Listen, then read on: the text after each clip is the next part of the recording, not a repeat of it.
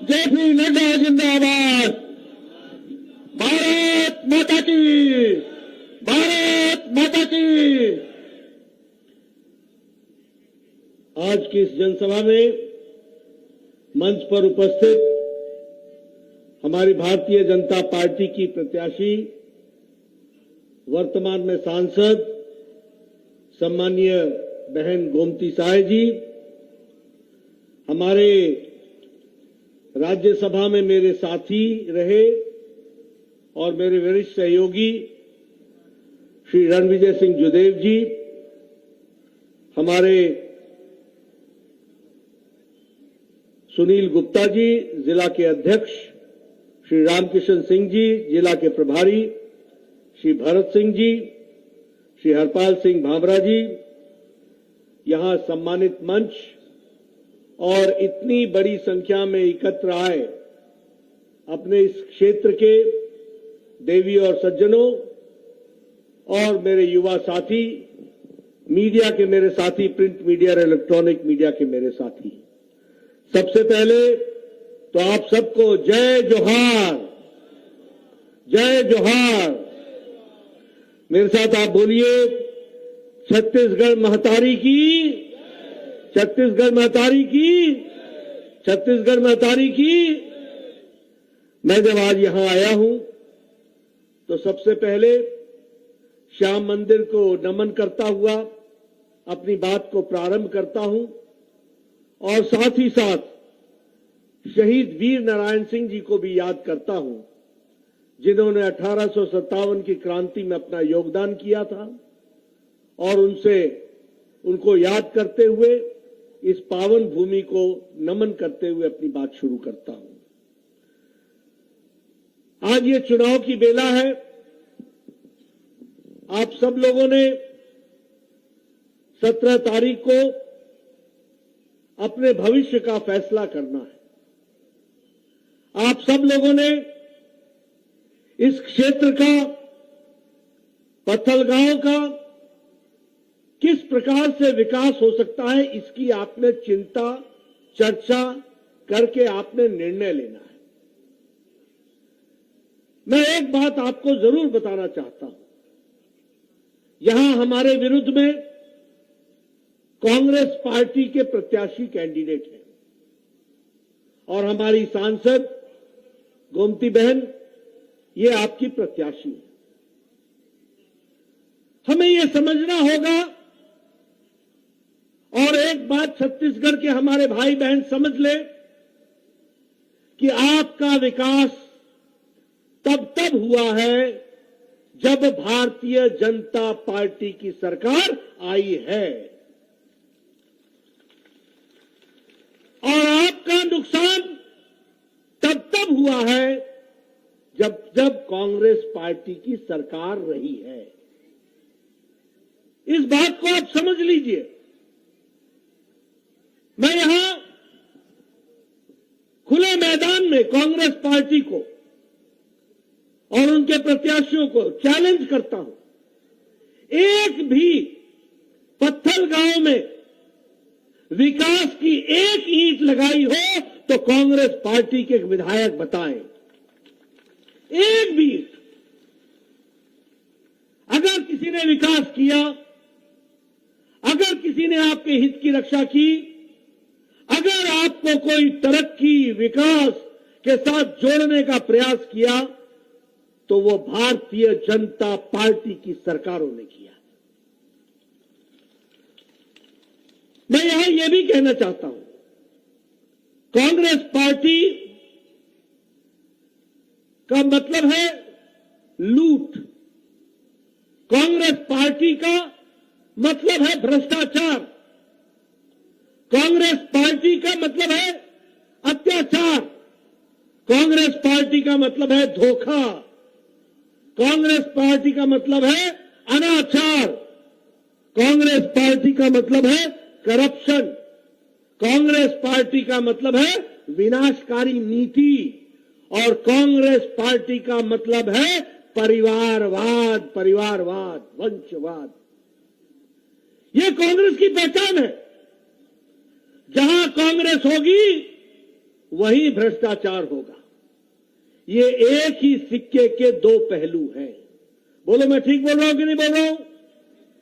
बोलो ठीक बोल रहा हूं कि नहीं बोल रहा हूं? पीछे से आवाज आनी चाहिए, ठीक बोल रहा हूं कि नहीं बोल रहा हूं?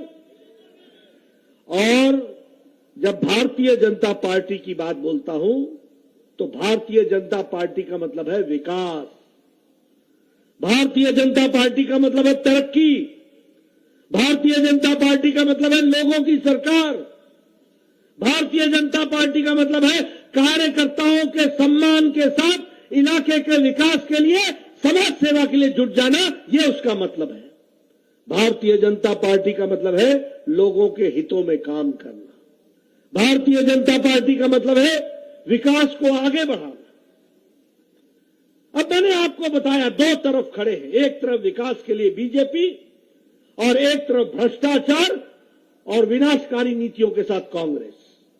एक तरफ भारतीय जनता पार्टी आपकी चिंता करती है और एक तरफ कांग्रेस पार्टी अपने हितों की और भ्रष्टाचार की चिंता करती है, लूट की चिंता करती है। और मैं कहने के लिए नहीं कह रहा हूं, आप सबको मालूम है ना कि पनडुब्बी घोटाला कांग्रेस पार्टी के टाइम पर हुआ था, मालूम है ना? मालूम है? क्या आपको मालूम है कि उसी तरीके से हेलीकॉप्टर खरीद का घोटाला कांग्रेस के टाइम पर हुआ था? क्या आपको मालूम है ना कि कोयला घोटाला कांग्रेस के टाइम पर हुआ था? आपको याद है ना कि मनरेगा सरकार में एक बात की गारंटी थी। किस बात की गारंटी थी? वो थी लूट की गारंटी, भ्रष्टाचार की गारंटी।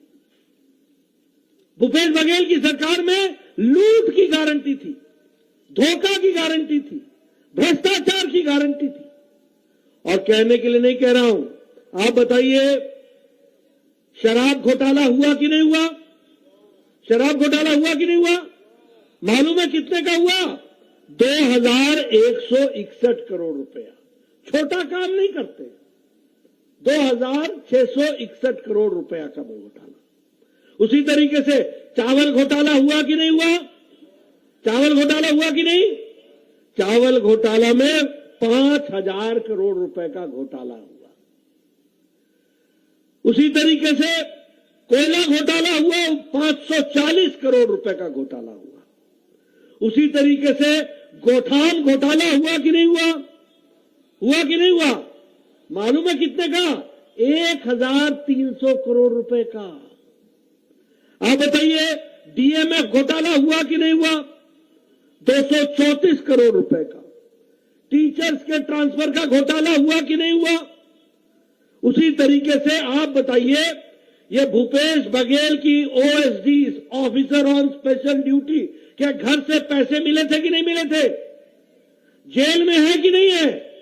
1.5 साल से जेल में है भूपेश बघेल की ओएसडी।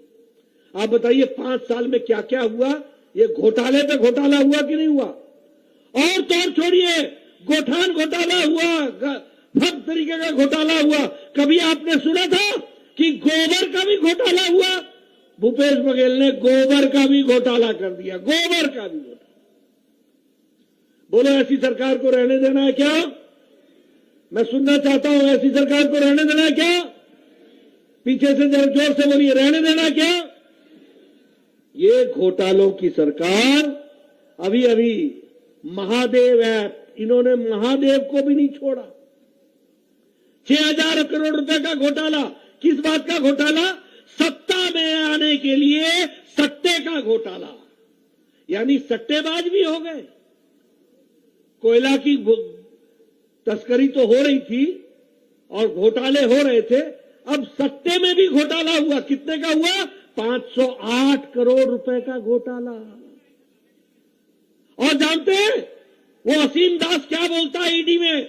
कि ये मैं पैसा दुबई से लेकर के भूपेश बघेल को देने आया था, उसने छत्तीसगढ़ के चुनाव के लिए मंगवाए थे। बोलिए ऐसी सरकार को आने देना क्या? आने देना क्या? मित्रों, ये घोटालों की सरकार, ये लूट की सरकार और धोखों की सरकार। अब धोखे की बात बताऊं आपको। आपसे कहा था कि नहीं कहा था कि बिल माफ करेंगे, कहा था कि नहीं कहा था? मैंने कहा था, हुआ?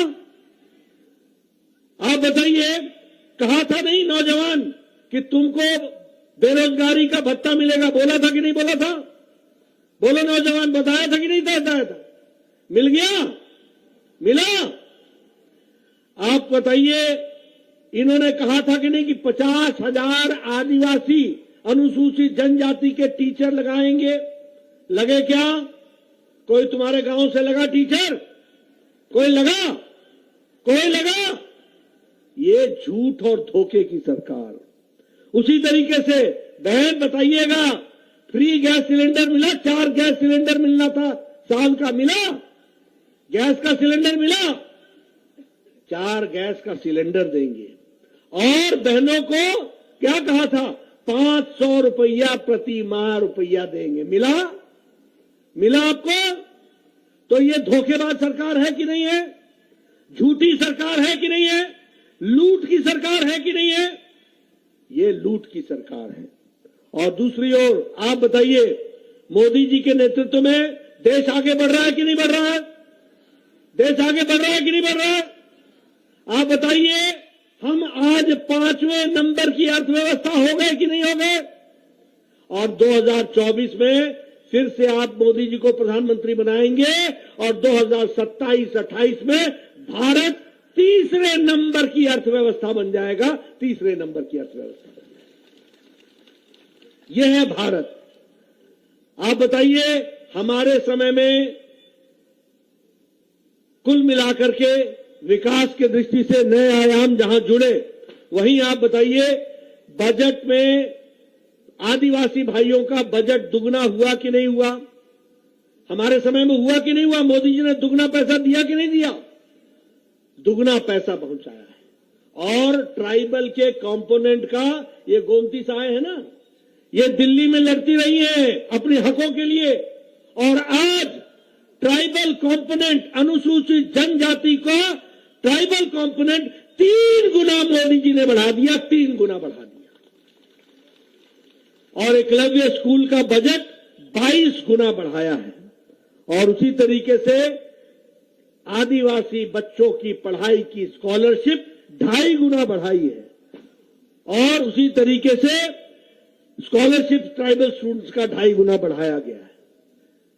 अब मेरे को एक बात और बतानी है। एक तरफ तो प्रधानमंत्री जी हैं, जो प्रधानमंत्री गरीब कल्याण अन्न योजना का 80 करोड़ की जनता को 5 किलो गेहूं या 5 किलो चावल, 1 किलो दाल भेज रहे हैं। और यहां भूपेश बघेल उसको रोक रहा है। ठीक बोल रहा हूं मैं ठीक बोल रहा हूं? उसको रोक रहा है, आप तक पहुंचने नहीं दे रहा है। बताइए, उसको हटाएंगे कि नहीं हटाएंगे?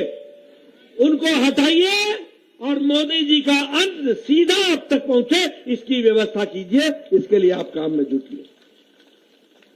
उज्ज्वला योजना में प्रधानमंत्री जी ने जहां देश में 9 करोड़ 60 लाख गैस का सिलेंडर दिया है, वहीं 35 लाख का सिलेंडर, 35 लाख लोगों को छत्तीसगढ़ में मोदी जी ने सिलेंडर दिया। और साथ में 300 रुपए, 200 रुपए राखी पर छूट दी थी और 100 रुपए सब्सिडी पर छूट दी है उज्ज्वला बहनों को। यह भी आपको याद रखना चाहिए। आयुष्मान भारत में आपको प्रधानमंत्री मोदी जी ने गांव, गरीब, वंचित, पीड़ित, शोषित, दलित, युवा, महिला, किसान, इन सभी लोगों को जो गरीबी की रेखा से नीचे हैं, उनको 5 लाख रुपए का सालाना गंभीर बीमारी से लड़ने के लिए उन्होंने आयुष्मान भारत में आपकी व्यवस्था की है। 5 लाख रुपए। और अब आप गोमती साय जी को जिताएंगे, हमारी सरकार बनाएंगे, अब 10 लाख रुपए प्रति साल मोदी जी आपको भेजने वाले हैं। यह भी आपको याद रखना चाहिए। उसी तरीके से प्रधानमंत्री आवास योजना, मैं प्रधानमंत्री आवास योजना के बारे में बताना चाहता हूं कि प्रधानमंत्री आवास योजना में हम लोगों ने तय किया है कि पहली कैबिनेट में 18 लाख मकान हम सैंक्शन करके देंगे और 18 लाख पक्के मकान बनेंगे, जिसमें रसोई घर भी होगा, जिसमें शौचालय भी होगा, जिसमें गैस का सिलेंडर भी होगा, जिसमें आंगन भी होगा। कितने? 18 लाख हम मकान बनाएंगे। लेकिन आपको ये भी बता दें कि मोदी जी ने आवास योजना का पैसा भेजा था, इस भूपेश बघेल ने 12 लाख मकान नहीं बनने दिए और पैसा वापस हुआ, यहां पर नहीं लगा। ऐसी सरकार को रहने दोगे क्या? इसको भेजोगे ना? इसकी छुट्टी करोगे ना? मैं इधर से सुनना चाहता हूं, छुट्टी करोगे ना?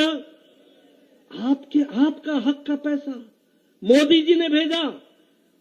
12 लाख मकान बनने थे, 12 लाख मकान बनने से वंचित रह गए। ये क्या प्रदेश है? गरीबों का अपने लिए लूट और दूसरों को तकलीफ। ये क्या तरीका है? अब हम लोगों ने तय किया है, प्रधानमंत्री कृषक उन्नति योजना में प्रति एकड़ 21 क्विंटल 3200 रुपए में हमारी सरकार खरीदी करेगी धान की। ये भी हम आपको बताए थे। और बारदाना अलग से, बोरे का इंतजाम अलग से कर सुनिश्चित होगा। उसी तरीके से महतारी वंदन योजना में हर विवाहित महिला को साल का 12,000 रुपए हमारी सरकार देगी। 12,000 रुपए। उसी तरीके से तेंदुपत्ता के लिए कलेक्शन के लिए प्रति मानक बोरा को 5,500 रुपए दिया जाएगा और इकट्ठा करने वाले को 4,500 रुपए का बोनस दिया जाएगा। और साथ ही साथ चरण पादुका, गरीब लोगों के लिए, आदिवासी भाइयों के लिए चरण पादुका की योजना फिर से शुरू की जाएगी। ये कार्यक्रम भी होगा। 1 लाख, सुन लो मेरे नौजवान भाइयों, 1 लाख सरकारी नौकरी चरणबद्ध तरीके से 5 साल में लगाई जाएगी और आप नौजवानों को लगाया जाएगा। इसकी व्यवस्था होगी। उसी तरीके से हमारे एग्रीकल्चर में भूमिहीन किसान जो है, जिनके पास भूमि नहीं है और वो किसान है, उनको साल का 10,000 रुपए हमारी सरकार देगी। ये भी हम व्यवस्था करेंगे।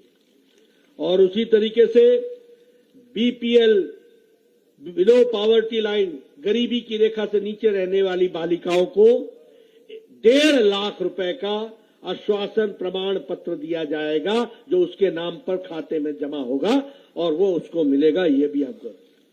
और हम आपको 500 रुपए में गैस का सिलेंडर देंगे। ये हम व्यवस्था करने वाले हैं। और आप जानते हैं, बीजेपी जो कहती है वो करती है और कांग्रेस जो कहती है वो धोखा देती है। ये भी आपको समझ लेना चाहिए। इसलिए मैं अब यहां पर आया हूं पत्थलगांव में, तो मैं आपको बताना चाहता हूं, हमारे रणविजय जी लंबे समय राज्यसभा के सदस्य रहे, पार्लियामेंट, ये जानते हैं। जसपुर को स्वास्थ्य के लिए पिछले 7 सालों में 236 करोड़ रुपए दिया गया स्वास्थ्य के लिए, हेल्थ के लिए। एकलव्य मॉडल स्कूल पत्थलगांव में, उसको भी हम लोगों ने स्थापित किया।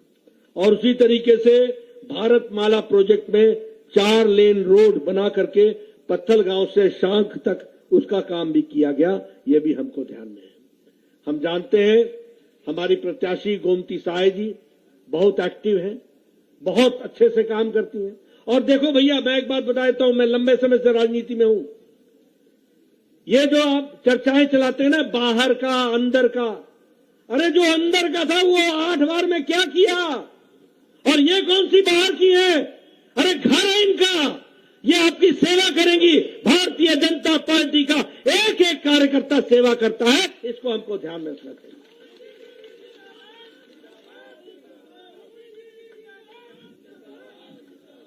और मैं बता दूं, ऐसे सांसद के रूप में आपने जो कांसाबेल क्षेत्र में जो सड़क के निर्माण किए हैं, उसकी बहुत बड़ी भूमिका है। हमेशा काम करती है, लोगों के विकास के लिए काम करती है। मंदिरों के पुनर्निर्माण के लिए आपने काम किया है। और इसलिए मैं आप सबसे एक निवेदन करने आया हूं। उधर लूट है, भ्रष्टाचार है, अनाचार है, अत्याचार है, इधर तरक्की है, विकास है, आपका हित है, आपके लिए काम करने की ललक है, आपको आगे बढ़ाने की हमारी इच्छा है। इसके लिए हम काम कर रहे हैं। और इसलिए मैं पूरा विश्वास रखता हूं कि आप 17 तारीख को यहां से कमल खिलाएंगे, बीजेपी को जिताएंगे और अपने हक की चिंता करके विकास में अपना योगदान करेंगे। यही मुझे कहना है। बोलिए, कमल खिलेगा ना? बताइए, कमल खिलेगा ना? कमल खिलेगा ना? बहुत बहुत धन्यवाद, बहुत बहुत धन्यवाद।